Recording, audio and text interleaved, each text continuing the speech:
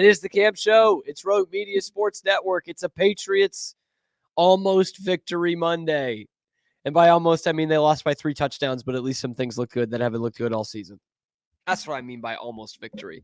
And right after the Patriots game yesterday, I had the distinct pleasure of watching the Dallas Cowboys get their absolute heads just beaten in by the best team in the NFC, the Detroit Lions. 47-9, the final in Arlington. What does that have anything to do with the Patriots? Well, the Patriots didn't interview anybody for their head coaching job. They picked a guy who looked impressive in Israel a couple years ago amongst a bunch of adults. And the Lions have an offensive coordinator who interviewed with 4 or 5 other NFL teams, decided to stick around, and once again is leading one of the best offenses in football with Jared Goff at quarterback. Now, I like Jared Goff, but I don't think we're clamoring for him to be a top 5 quarterback in the league. Okay, he's pretty good. He's had a good career renaissance, but I think Ben Johnson has a huge part to play in that.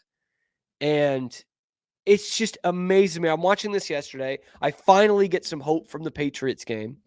And, I'm kind of doing my post-game work. I'm watching the Cowboys and the Lions, and I couldn't help but get angry. Because all I could think of was, man, they could have at least offered a job to Ben Johnson. It's worth noting, of course, he did not take a head coaching job, which was shocking. But Patriots didn't even offer it to him. Didn't even interview him for it. It's a team that knew they were going to pick a quarterback in the top 3. They knew it. Everyone knew it. And it's a team that has struggled mightily offensively since Brady left in 2019. They've had pretty good defensive teams since then. They have not had any offense, no quarterback, no weapons, nothing. Might I remind you, going into the 2023 season, the talks were, do the Patriots have the worst wide receiver room in all of football? And the only other team you could point to say, oh no, this one might be worse, was the Detroit Lions. That was before last year.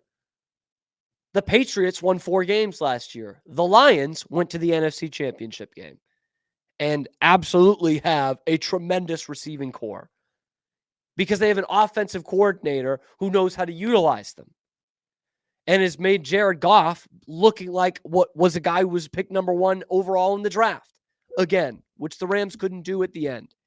Sean McVay couldn't do it. Ben Johnson could. It's a team that ran 66 plays in the game yesterday against the Cowboys. Up-tempo kind of offense. And they only ran 1 more play than Dallas and gained 240 more yards than them. Goff only throws it 25 times. Doesn't even need to do it much more. 315 yards, 3 touchdowns. They've also got a running back who can run. Patriots haven't had that in a couple years. David Montgomery, 2 touchdowns on the ground, 12 carries for 80. They split it out evenly. Amon-Ra St. Brown was not their leading receiver yesterday. In fact, he was way down the list in terms of yardage. Jamison Williams, 3 for 76, touchdown. Khalif Raymond, 4 for 73. Tim Patrick, whatever the hell Tim Patrick is, 3 for 68. Sam Laporta, the tight end, a 52-yard touchdown. Amon-Ra St. Brown, 4 for 37 and a touchdown. They spread the love. They've got so many weapons out there when before last season we were saying they have none. They have a bunch. The Patriots still have none. The Lions were second in the NFL last year in passing yardage and I want to say yards per game. Sorry, second in passing yards, third in total offense. And you knew you were drafting a quarterback, and you didn't even interview the guy. He was interviewed by Seattle, Atlanta, Carolina, and the Chargers. The only 2 teams with vacancies that didn't were Tennessee and New England. And for what? Because you liked the way the guy hung around in Israel. How does that not make you sick? They didn't even interview anybody. And Ben Johnson's out there interviewing for other jobs. It just doesn't make any sense to me. You wanted to get out from underneath Bill Belichick. Fine. It was going in the wrong direction. They hired a guy who only played and coached under Bill Belichick. He didn't even interview anybody else. We're going to keep this in-house Kraft family. That's how we've done things. No, you didn't. You went out of family somewhat in 2000 to get Bill Belichick, and it worked. You went out of the family for Pete Carroll. He took you to the playoffs, twice? It wasn't tremendous, but I think you had a 500 record. But now this is why you're staring at the barrel at 1-5. And the detractor of the hope is that you still have Gerard Mayo as the head coach and Alex Van Pelt as the offensive coordinator. Like, they were so afraid to look outside the family for some freaking reason. I don't know what year this is or what college team they think they're running here, but you could have had an established NFL head coach with tons of Patriots ties and tons of Belichick ties, but actually has a contact book outside of New England in Mike Vrabel. Or they could have just went out and at least interviewed the hottest name on the market, Ben Johnson, a guy who was turned around perennial losers into a team that is the best team in the NFC thanks to their offense in Ben Johnson. They decided not to do it because Ben Johnson, his offense and Jared Goff's renaissance is the reason why the Lions won 2 games in a postseason for the first time in almost 60 years. And you couldn't even interview the guy.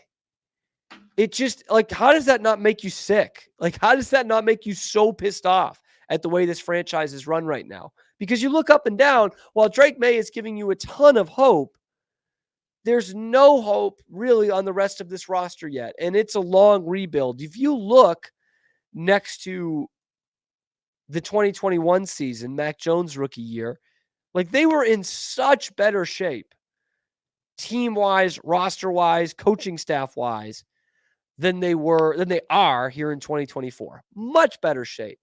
Because I look at Jaden Daniels' success in Washington, and I'm like, Washington is a better setup than the Patriots right now.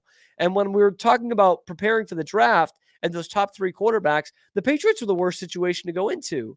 In 21, they had hit on the rest of the draft class. They had a good defense. They had hit on the free agents, and they had the best coach of all time coaching them. You have obviously none of those things for this team. None of them. And here Ben Johnson is still being an OC, and you didn't even interview him. Just like pounds the Cowboys into submission yesterday. Like, they crushed almost 500 total yards of offense. And the Patriots wouldn't even get him in for an interview. Like, that's so embarrassingly bad.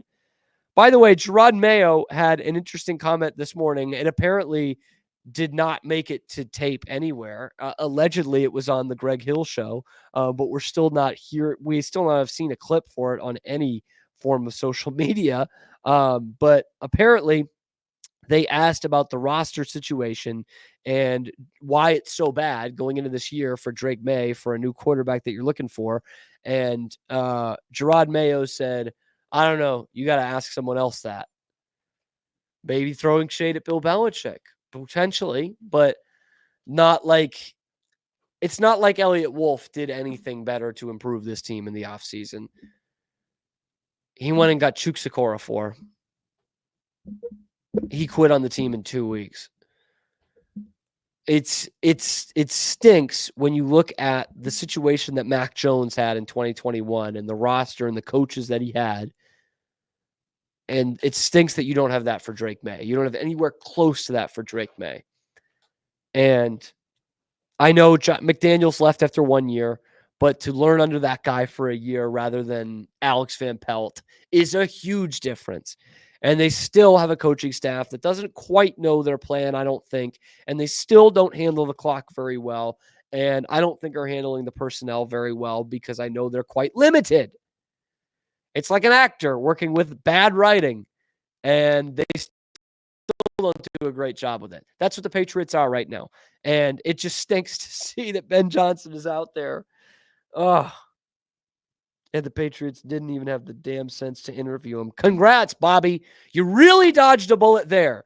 Because Lord knows what this team would have been like if you had a competent offensive coordinator as the head coach with a rookie quarterback and a rookie receiver you're trying to develop into a number one. Boy, I'm sure glad you went with the outside linebackers coach instead and promoted from within, because he sure looked mature in Israel 5 years ago. Boy, that's what I wanted my head coach. Oh, and Mayo might end up being a fine head coach. Who knows? But like, how does that not piss off everybody? How does that not get talked about more? The fact that they just didn't freaking interview anybody. They didn't even bring in Vrabel for an interview. He's a team Hall of Famer. At least he should be. He got 3 Super Bowl rings for you. And he's a competent head coach in the NFL. And they're like, no, you know what? I think we're good. I think we've seen all we need to see. We haven't heard anybody out, but I think we're good with what we've got in Gerard Mayo. And by the way, Kevin Harlan, his name is Gerard Mayo. How much you study these teams and you meet with the coaches during the week and you can't get his first name right, and someone in the third quarter has to tell you, hey, it's not Jared, it's Gerard. He played in the league for 10 years for this team right here, and you also talked to him throughout the week. You got it? His name is Gerard Mayo. Kevin Harlan's supposed to be one of the best. Instead, he's working with Trent Green on a noon game, Texans-Patriots. He can't even get the fucking coach's name right. Like, we're going to talk with Pete in the next segment. Pete is going to try and defend that because he loves every play-by-play guy ever. But Pete would never get the head coach's first name wrong after studying a team for a week and meeting with the coach. He would not have gotten his name wrong. Pete is going to defend him, but I'm going to defend my stance by defending Pete. Pete would not get his name wrong. I guarantee you. He's like, sometimes it slips and someone needs to tell you. I'm stopping it before it happens. That really bugged me, man. I'm like, because I know how much work goes into this. Like, I know he did work. I know he did leg work, but that sucks. Oh. Anyway, maybe that's why he's complaining. I don't know. Anyway, Ben Johnson should be the Patriots head coach. I'm going to stick by that. Even though he didn't take a head coaching job, the fact that they didn't even interview him is insane. It's insane. And by the way, now you're not getting him next year. So some lucky team is going to get him next year. Maybe it's the one he just beat the piss out of, by the way. They're going to be looking for a head coach. Well, they should be, but that owner, who knows? It's not going to be the Patriots that are getting Ben Johnson. There's no way they give up on Jared Mayo. Oh, sorry, I'm hearing word it's Gerard Mayo after a year. I don't think that's going to happen. But it's so lazy. It's so lazy by the Krafts and Patriots ownership. And it's so, in a way, backwards. Like, the whole league is going offensive guys as head coaches. And by the way, it's working. It's working. You got an old school offensive guy, old school, and by that I mean he's been a head coach for a long time. Andy Reid, winning Super Bowls every year. And the team they're beating all the time in the Super Bowl, offensive-minded head coach. Oh, and the one that they didn't win in those 3 and 5 years. Oh, well, you had another offensive coach in Bruce Arians win one of those Super Bowls with Tampa. Oh, and then the other one was another offensive-minded head coach in Sean McVay for the Rams. But let's promote the outside linebackers coach without interviewing anybody. Oh, damn. So just as much as you get some of this hope, as hopeful as I was in that first segment, just watching the Lions-Cowboys game brought me down after that. Because it's like, you had this opportunity to really at least give yourself an identity. Okay. And if it doesn't work, it doesn't work. With Kyler Murray and Cliff Kingsbury, it didn't work. But at least you're saying, hey, we're bringing in the best offensive coach that's out there and available. We're drafting a quarterback. We're drafting a receiver. And we're going to develop this kid and not run into the same problems we did with the last one when we made a defensive coordinator the offensive coordinator in his second year and brought in a retread in Bill O'Brien in his third year. We're not doing that again. We're going to go offense. That's the way the league's going. We're going to get a Ferrari in the draft and Drake Maye, and we're going to go from there. And instead, you had a quarterback that wasn't ready to play week one. You have a questionable offensive coordinator there. You've got a defensive guy who is so good at deflecting blame everywhere else as your first-year head coach. Because, he was impressive in Israel a few years ago on some trip. That's the way the league's run these days, by one team anyway. We are Rogue Media Sports.